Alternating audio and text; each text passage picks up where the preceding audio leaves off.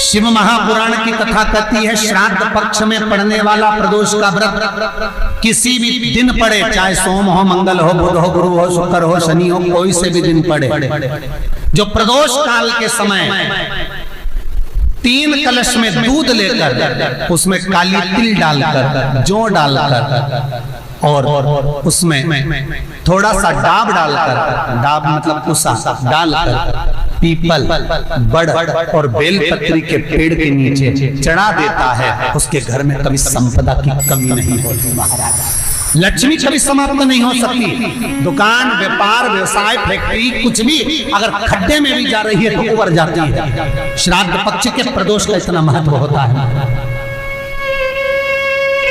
पर प्रदोष काल में ही चढ़ेगा, शाम के समय प्रदोष काल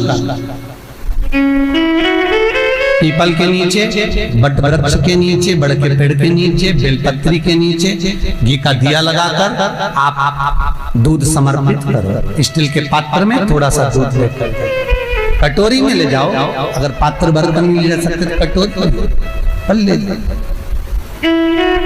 समर्पित।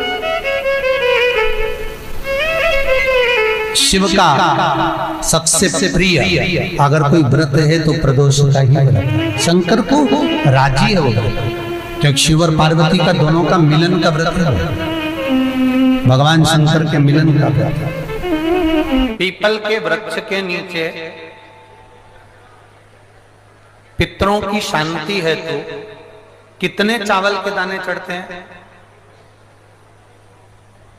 अगर कोई ब्राह्मण ने कह दिया तुम्हारे यहाँ पितृ दोष है, 1 रुपया कमाते हो, 1.25 रुपये खर्च होता है, तुम्हारे पास में पैसा टिकता नहीं, तुम्हारे यहाँ पितरों का दोष है, तो तुम 1 चावल का दाना अगर आप कहे कि पीपल के वृक्ष के नीचे दिया लगाओ, पीपल के वृक्ष के नीचे आप जल चढ़ाओ, या महादेव के मंदिर में 1 लोटा जल चढ़ाओ, तो हम कहते हैं ना कि प्रदोष के दिन बेलपत्री का वृक्ष, पीपल का वृक्ष, आंवले का वृक्ष, बड़ का वृक्ष या शंकर का शिवालय, फिर से सुन लेना, पीपल का वृक्ष, बेलपत्र का वृक्ष, आंवले का वृक्ष, बट का वृक्ष या फिर शंकर का, जम के बोलो, शिवालय। शिवालय का मतलब शंकर का मंदिर या शिव। प्रदोष के दिन अगर आपको लग रहा है कि हमारे यहाँ पितृदोष है, बहुत तकलीफ चल रही है, बहुत कोई ने कहा पितृदोष है, कोई कह रहा है पितरों का, तुम्हारे यहाँ ये तकलीफ है, पितरों की ये तकलीफ है, पितरों की वो तकलीफ है, पितरों की ये तकलीफ है, बार बार अगर कोई कह रहा है तो फिर आपको उसमें स्मरण करना पड़ेगा कि हम चावल के कितने दाने भगवान शंकर को समर्पित कर दें कि भोलेनाथ हमारे पितरों को तृप्त कर दें। हम तृप्त नहीं करेंगे, हमारी सामर्थ्यता नहीं है कि हम पितरों को तृप्त कर सकें। आप में से कोई है जो पितरों को तृप्त कर सकता है? संसार में कोई नहीं जन्मा जो अपने पितरों को, अपने पूर्वजों को तृप्त कर दे।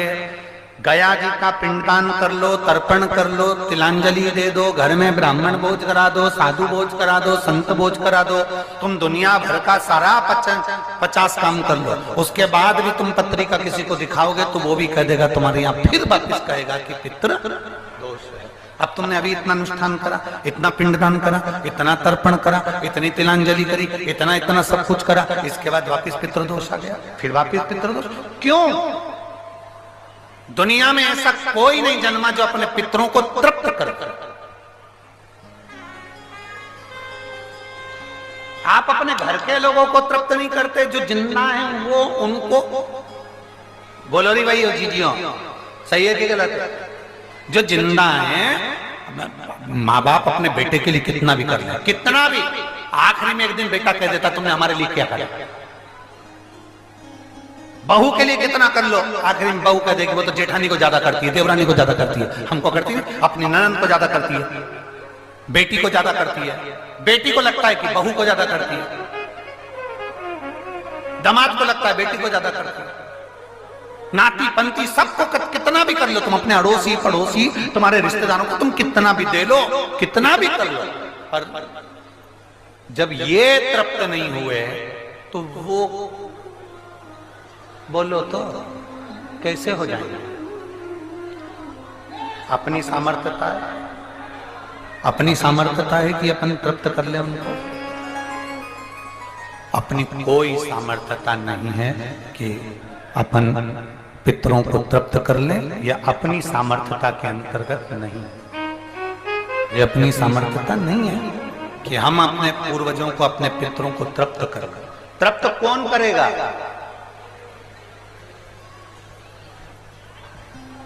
जिनकी शरण में पित्र है। वास्तु के देवता भगवान शंकर, कालसर्प दोष के देवता भगवान शंकर। जितने दोष होते हैं, पितृदोष के देवता भगवान शंकर। तो हम तृप्त नहीं कर सकते। अगर इनको तृप्त करेंगे तो देव अधिदेव महादेव करेंगे। आप 7 चावल के दाने, या तो पीपल, बेलपत्र,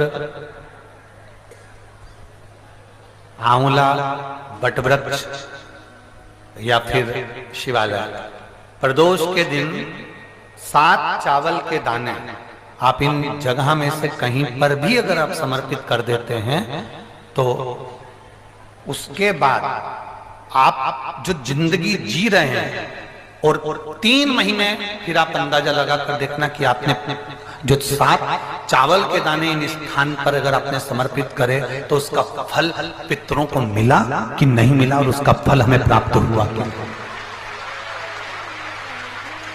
ये वो स्थान है जहां प्रदोष के दिन 7 अक्षत चावल का दाना भी हमारे पितरों को, पूर्वजों को तृप्त कर देता है। कौन कौन सा स्थान वापिस बोलेंगे सभी लोग? पहला पीपल, दूसरा बेलपत्र, तीसरा आंवला, चौथा बटवृक्ष, और 5वां शिवालय, शंकर भगवान का स्थान। अब इसको समझना आपके ऊपर निर्भर है। समर्पित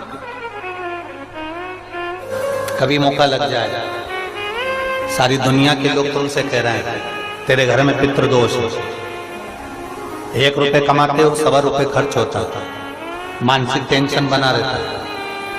घर में एक व्यक्ति बीमार है, ठीक हुआ, दूसरा बीमार पड़ गया, दूसरा ठीक हुआ, तीसरा बीमार पड़ गया, तीसरा ठीक हुआ, चौथा बीमार पड़ गया। मतलब कहीं ना कहीं पितृ का भाव, पितृदोष का वर्णन।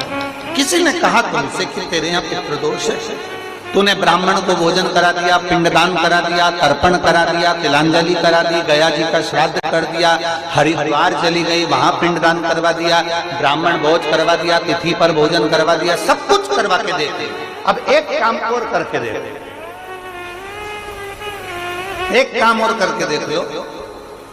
जब तुम घर में भगवान शंकर की आरती, तुम्हारे घर में शंकर जी का शिवलिंग है, भले काय का भी हो, छोटा सा, भले सियोर का कंकर शंकर हो, नर्मदा का कंकर हो, चाहे शंकर पारक के हो, पीतल के हो, स्टील के हो, लकड़ी के हो, जिसके भी हो, लोहे के हो, पाषाण के हो, जिसके भी हो, शंकर का शिवलिंग अगर हमारे घर में है, और आप रोज प्रतिदिन भगवान की आरती करते हो, प्रतिदिन, और आपको लग रहा है कि मेरे यहाँ तकलीफ चल रही है, ये ठीक ही नहीं हो रही, लगभग 1.5 महीना आप कम से कम 45 दिन, 1.5 महीने के करीब में ऐसा प्रयास करना कि भगवान की आरती, शंकर भगवान के शिवलिंग की आरती करने के बाद उस दिए को भगवान के सामने मत रखो, उस दिए को